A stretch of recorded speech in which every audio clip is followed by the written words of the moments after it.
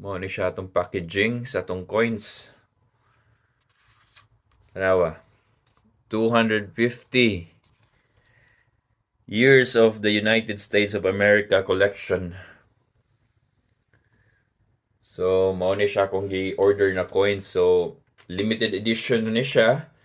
So, mga kababayan na to dira sa Pilipinas, sa mga collector of coins, sa mga ganahan mo palit ani, message lang ko kay pag uli na ko phone, pwede ra to dato na siya ipadala sa inyo ha, or bisag na ako dire, pwede nato ni siya ipadala sa inyo ha pod.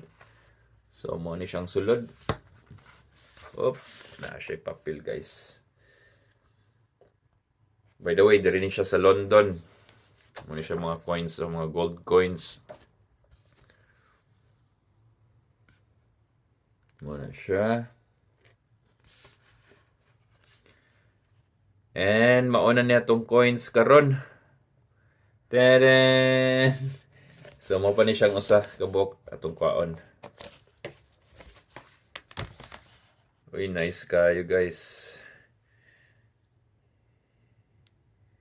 So, mo ni siya. 50 cents.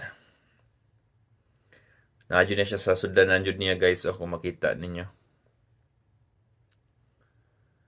Ay nakabutangan ni 50 cents 2026 sorry. Ug na ay public seal of kumaya ni di mo mabasa. Ano siya?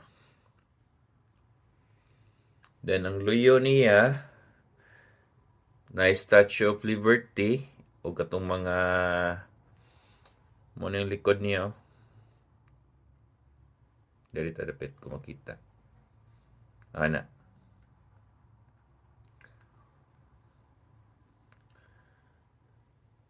So, mauni siya mga kabisaya o mga ka-OFW. So, ingani akong hilig kung wala ko'y mga delivery sa atong lechon.